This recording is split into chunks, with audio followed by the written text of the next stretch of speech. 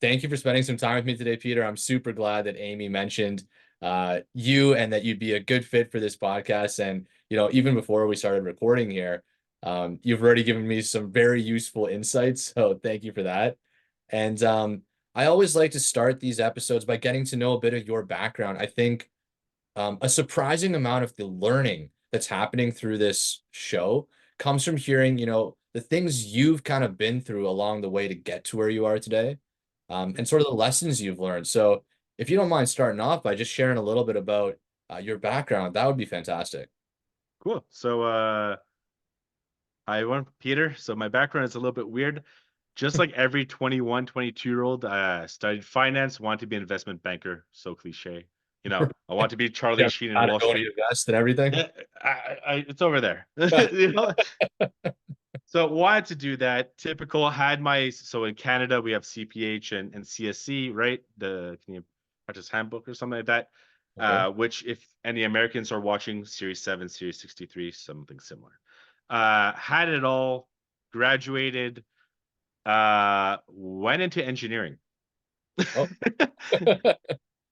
So what happened is I had one class left over before graduation. And on the job search, you can't really say that you have a degree because technically I didn't graduate. Right. So I got some advice, and I was told to actually use a hiring company. I used Robert Half, Oh. and right, and Yep. they got me in. They were able to talk to the manager and say, "Hey, we have this person. They have one class, but they're graduated."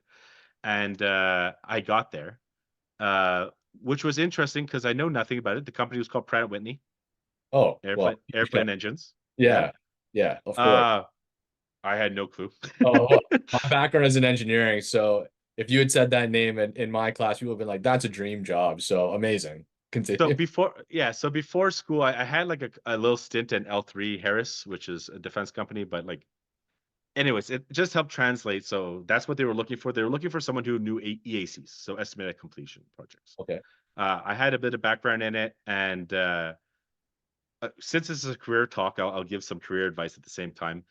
As a career coach, I did everything wrong in the interview and still got the job. Hmm, Okay. that's good. So they asked me, "What do you know about aviation?" And I'm like, "Nothing." And they're like, "What?" Like, I remember their faces like, "What?" And they're like, "What do you know about Pratt Whitney?" I don't know. And they're like, "Okay, so what do you know?" And I'm like, "I know that, and I knew engineers. I'm like, I know you're both engineers, and I know this rule's about finance." They're like, "Cool. Okay." They're like, "From how I know engineers, you want to do the engineering stuff and you don't want the finance." And they're like, "True." I'm like, "So give me all the finance, you do your engineering, and together we win." Like, that's Well, all I said in the interview. And like the person from Robert Half was like the whole time, like what is going on? And then at the end, you're like, "Oh yeah, that well played." yeah, Not at all planned. but at the same time, just out the gate, you clearly understood the situation you were in, and it sort of didn't matter that you didn't know aviation or Pratt and Whitney as a company, but you understood the need that those people have, and that's a real need for engineers. I know firsthand that's not what you want to be involved in. So, sorry, I totally agree. That's really cool. It's all good. I was just throwing out like that's a good lesson plan. Let's go break that up. Definitely. So, anyways, they're like, "You got the job." They were laughing. I still remember Cedric and Chad. They're both the managers there, and they said, "I can't wait to give you this project. It's gonna be funny." And I'm like, "What?" They're like, "Well, you know the customer." I'm like, as a finance guy, I'm like, "Huh?" So the customer was NetJets, which is owned by Berkshire Hathaway, Okay. right? And pretty Yeah. much is like renting private jets. Oh, So my job, well, was to forecast when they would need repairs and things like that. I see. Okay. And also accounts receivable and all the basic finances. Okay. So we did that, but my first job on that aspect is I had to actually redo all their like I had to take paper invoices and copy them in a photocopier and then put them on SharePoint. That was like my first 3 months of the job. And then I started seeing trends of how much would an EEC be? How much is an anti-icing valve? How like the parts of an airplane of LRUs. And I was like, huh, So then I got into a meeting one day and they're like, yeah, so list less 27%, this price is going to be this. And I'm like, actually, it's that. And they're like, you don't know anything about engine. I'm like, I don't, but I've seen thousands of those, so I know how much they are. Huh. Okay. So it That actually, changed as bad as it is, it was like total like the wax on, wax off thing. Like it Yeah. was exactly that training, which gave me a good mindset. And that's what they told me. My boss, so Cedric at the time, said, I'm going to send you into Burlington, Vermont, and you're going to go to the office. You're going to understand engines. And with your finance background in engines, you'll be very powerful. No So doubt. I kind of followed that. Um, and then I found a mistake on one of their forecasting models, and I was able to save millions of dollars. Okay, Jeez. within like 8 months. And I was like, "You're not forecasting properly. There's an opportunity." There was a kind of kerfuffle because the engineers were like, "What does the finance dude know?" And then the finance dude is like, "Well, he's on the finance team." So there was a bit of that. But at the end of the day, we changed some things. We got some great opportunities. We improved the forecasting model. We saved a lot of money. After that, I started getting to analytics, started getting into, fantasy football. That's where I started. Okay. Oh, I brought it into aviation. And at one point, they're like, we're making an analytics team for head office. Are you down to come in? So did that, which was great. And then that's where the kind of career coaching started, which okay. was interesting because everyone's like, huh? So we were mandated to kind of change the culture, right? And to change the culture, you need to kind of stop the reinforcements having that old school culture. True. And we realized when we went to, so again in Montreal for everyone listening, at Concordia, at McGill, HEC and everywhere else, in 2015, 2014, they weren't really, talking about Python and SQL. That wasn't really a thing yet. No. Okay. So we were going in and we're giving workshops on Power BI. Power BI was really mainstream like 2015. So we were doing those workshops. And what we did is we invited students to those workshops. We would train them, we would take their resumes, and then we would give them as internships. I started seeing these pains in the school. And all the students were saying the same thing. No one's preparing us for the job market. And I'm like, don't you have a career team? They're like, it doesn't matter.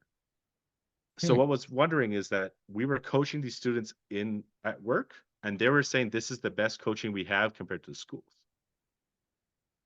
So fast forward a few times after. So after I was a business intelligence lead at Pratt, we then focused and we went to, I got a role as the vice president of business development for an AI company called Data Performers. Okay. We did work there. They got bought by Deloitte. Wow. And I was wondering is saying, I want something new. I always wanted to get into careers. I used to like go after work to do it for free. Yeah. And one of my friends from EY, he said, "Hey, you're the most valuable free person I know." That's what he said. He's like, "You're the most valuable free person I know. You have to find a way to monetize." That's good advice. Yeah. So I went to Florida where my mom lives. We came up with a plan. I was like, I know universities enough. There must be a B2C model that I can, sorry, a B2B model. B2B, yeah. Yeah. So we did that and we went to McGill. They just had a new analytics program. They just ran the first year. And we asked them, like, how's your career staff? And they're like, they don't understand what we're doing. I'm like, cool. This is my plan. Are you interested? They're like, yeah, you start September. Like, just like that. That's very surprising Yeah. because well, I mean maybe not in terms of your career. You seem to have the magic touch, but I'm curious what happened next. So Yeah. we did that. And for the last 5 years, we've been number one in Canada. And in terms of placement, because that's what I focus on and that's what they brought me in, we've been top three, only behind UCLA and MIT on the analytics QS rankings. And now recently we're number four because of Duke, but we're like lost by Duke by 0.1. That's unbelievable. Yeah. And that's the current focus now is continuing to spread that programming to other institutions, or you're specifically working with McGill So still? McGill in Canada, I'm now support. I'm not leading now. So my friend Will took in charge and now I support him. And I help online at Hult International Business School, Wow. which is in Boston and San Francisco. And can't tell the future yet, but we'll stay in touch and we'll see how that's going. But I definitely have some target schools in mind. That's an unbelievable story, Peter. For so many reasons, I hear every time, everyone has a bit of a unique story, and I mean, I'm in shock almost every episode what the people I'm speaking to have gone through. This is especially unique because you've kind of spun a lot of things on its head. You know, the starting with the way you had tackled the interview. Um, Now, kind of going into that, where did your background on engineering come from? Like, how did you know that about the engineers? Was that research you had done, or you had contacts in there? Like, how did you know, for instance, that the engineering culture really isn't, too dual focused? Engineers do want to do engineering; they don't want to focus on other things. Where did that kind of insight come to you? Because I'm trying to figure out how we can guide students to make some of those connections in their, world as well. So to explain that, I'm gonna have to tell a story, sadly. But No, not sadly. uh, so my first job, like real job, was touring Canada for NASCAR, Canadian NASCAR series. Oh, Okay, well, it's a small thing to leave out. but yeah, but it's like it was like the summer job, like during school. So, Cool. um, to be completely frank, there was problems on the team. They needed an extra person. My cousin was working for the head office. They needed a person. I came back from Cuba. Just like, we're shipping you out for across Canada. Get ready. And I'm Wow. like, what? So you probably don't notice that now, but I actually was very introverted, Okay. like Fair enough. very introverted. Yeah, I wouldn't. Like my mom had to call the doctor to make my appointments. I couldn't do that.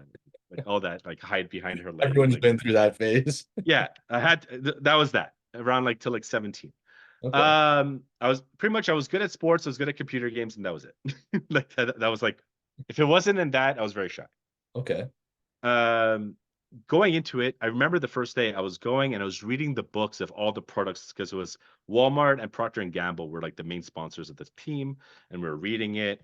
And I was going through it, and they were like, the team was kind of laughing at me, and I was the baby. They were like 22, I was like 18. I was still 18.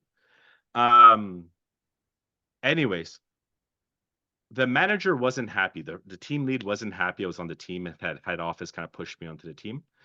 So I was punished. So to do that, outside was like a party. They were giving out free samples. It was like at the time, so it was like what, 2007, right? So that was like David Guetta was blasting back in the Oh, day, just to make us older right now, right? hey, he's timeless. Nothing wrong with that. And what we had to do is we had to help sales of that product. Okay. No one wants to do it, right? You're alone in the automotive section. No one wants to do that. So I know that you're like wondering, Peter, how does this work with engineers? I promise we're going to get to that. Okay. The goal was sell 10. And until I sold 10 in a day, you can't come outside. That's the punishment. Wow, that's hardcore. Yeah. So one student I was very proud of said, why didn't you just buy 10? I was like, that was an idea, but I didn't do it. So, okay. After 2 weeks, like, so what students don't understand is normally when you get through enough pain, your brain will get really creative. It's true. Okay. Yeah, I agree.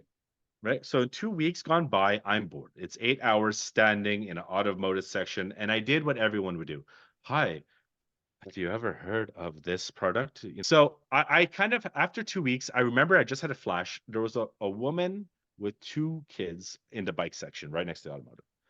And I got a flash and I said, hey, they're probably buying the first bike. They're going to go, they're going to do the spray on the chain, right? Like everyone does. And they're going to do.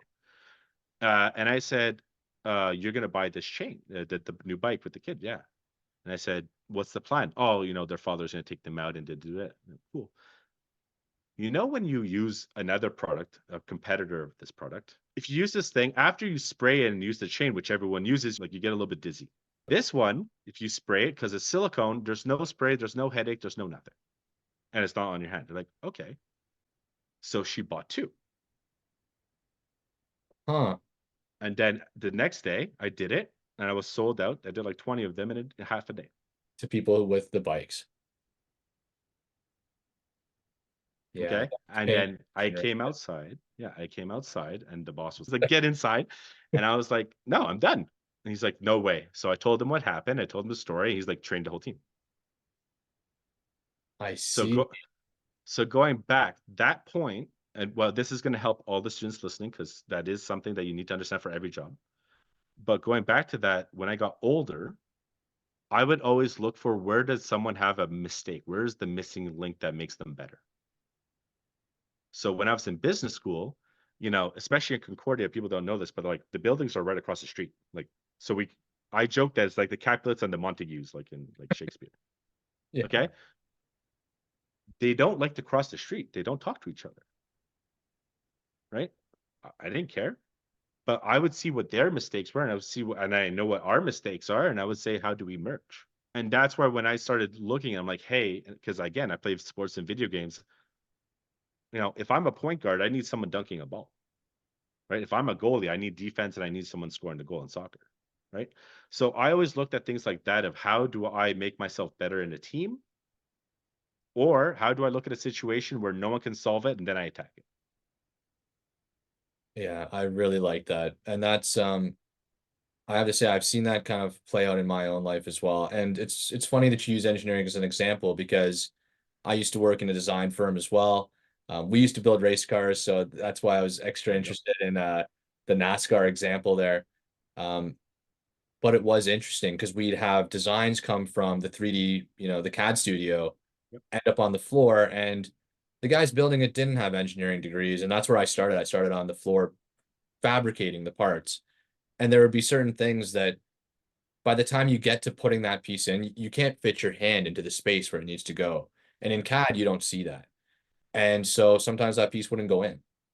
And the engineering team would come down and the piece would break and they would try to figure out what happened. And it was just a simple matter of that lack of communication. So I think it's a Exactly. really valuable lesson, Peter, to be paying attention and keeping an eye out for where those types of things happen. Yeah. Well, to go into, if you want to use an industrial engineering term, I know we just kind of ripped them a bit, but like, I always tell our students, even in business school, about SIPOC, right? About like supplier inputs, process output, customer, Right. right? So I'm like, no matter what job, you should understand that value stream of where the value and how does it create. And then when you get the job, understand the present state. So whenever you change anything, you can actually capture that value that's yours.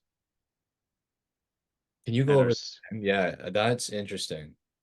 Yeah. So again, coming from aviation, like Yeah. we get hit on the head with industrial engineering and Lean Six Sigma all the time. Like Right. so Pratt has their own, they call it ACE, but it's like Lean Six Sigma on steroids. So we had to learn that. And I was the cowboy. Don't forget, I'm the finance guy coming into that engineering. Like they called me the cowboy all the time. When I left Pratt, everyone's like, you're so process focused. I'm like, can you tell that to my old boss? Let me introduce you. Like they're like, no way they would ever believe that. But going into it, what we're just saying is we have a thing called SIPOC, so supplier, right? Input. What is the input from the supplier to the process? So that process could be your job, could be you, whatever. It could be whatever you want. Then Mhm. there's an output you generate to a customer. Right. What people don't really understand, especially in school, especially like when finance, they think of this way, accounting, they think of this way. They don't think of things as customer suppliers. But I tell them all the time, I don't care what industry you're in, SIPOC will be always the same. Like at a granular level, there will always be a supplier of some kind, internal or external, who gives you an input to do your job where you have an output to a customer internally or externally. Hmm. There's not a job that doesn't follow that way. That's a very interesting framework to operate under. Yeah. So that's why I told them. So I'm like, if you look at my resume, you'll see like I've been working in 8 industries before I was 30. They're like, how did you do that? Because it's always the same. Yeah, that does track when you kind of think of the way you've approached your career there.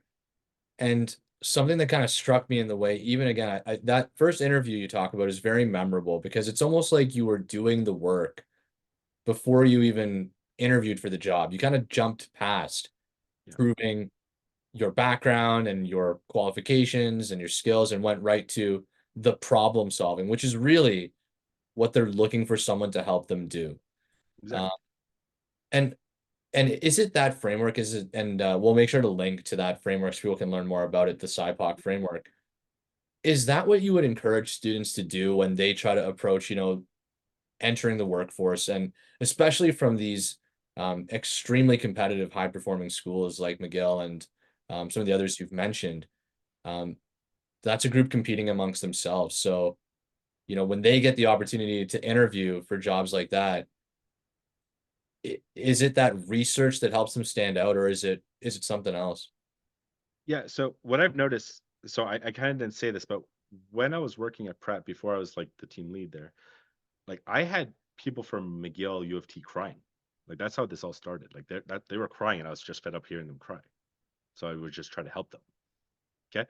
Oh, And that's understandable. I'm Yeah. gonna now share some dirty secrets that some students are gonna be like, oh my God. But I graduated with a 2.07 in finance. Like, like Yeah. by the way, it was optimized on purpose. That's why it was so low. But it was, to me, it was C's, get out fast. Fair enough. Okay. Yeah. But I was told my whole life, these kids at McGill, these kids at U of T, they'll run circles around you. You're a 2.07 Concordia kid. Don't compete. Get out of their way and let them run. Hmm. So when I'm there and I'm hearing them cry, and I'm like, what you're complaining about is 2 + 2, guys. I don't know what you're talking about. It was Huh. very weird for me in the beginning. Right. Okay. So going back to what you were saying is when they come to the job, they focus so much like a problem at school, where it's like at school, we give, here's the framework. This is my question. These are my assumptions. This is it. Answer. Right. Right. And you can't go to the professor technically and be like, what are your requirements? What do you mean by that? Can you Right. elaborate further what you like? That you can't do at school, especially at the McGills and the U of Ts and things like that. Like the bigger, they'll be like, "What are you doing? You're disrupting my class, right?" Ah, But I learn very engineering wise, even though I'm not an engineer. I like breaking and recreating. So I like looking at a process and saying, "That's a bad process. Crack. Put the pieces on the floor and recreate." I like that as well. And the mechanical engineer is like, "Yes." you're like, "I approve this." It's Okay. So when I saw that is I like to come to the job and I like to do what they tell me first 2 months. Mhm. Tell me it. Because after 2, 3 months, it starts repeating, Yes. typically in a different way. And I would go, okay, these are the deliverables you've asked me for. The list of how does it work? Okay. So, and I'll give a great example for the accounts receivable for us at Pratt, right? They wanted everything paid net 30. And I was unable. I got it from like $2 million owed down to $500,000. And I was like, and everyone was like, wow, impressive. But like, what about the other $500,000? Of course, every company said that. Right. So that, and no matter what I did, I couldn't do it. So I actually interviewed my customer and said, how does your process work? And by the way, I'm a finance guy. Right. I'm like, how does your process work? And then I made a chart. I'm like, okay, so they come in and they only look at the invoices once a week on a Monday. So if I send something on Tuesday, it's a week late. True. Right. So I'm like, well, okay. So I already see that. And then I'm like, okay. And then what happens? Well, if I flag anything wrong with the invoice, I will only look at it on the next Monday. So if it's Tuesday, I flag it Monday. I'm only going to look at now it's 2 weeks late before we even think of paying. And it goes, and I'm like, okay. And so I did a diagram. I'm like, this is the life cycle of an invoice. And I showed it to my boss, who's a mechanical engineer. He looked at me, he's like, where did you learn this? And to me, it's video games. Like Yeah, I'm thinking of it like a video game. I'm like, this is the checkpoint, and this is where I need my lives, and this is how I beat the boss. I think that's a very interesting way to describe it. Yeah, if you can explain that in more detail, I think well, I myself love to game as well, and I think there's tons of people out there who would appreciate it being put into gamer terms. In a So, gamer. yeah. So I'm a huge League of Legends player.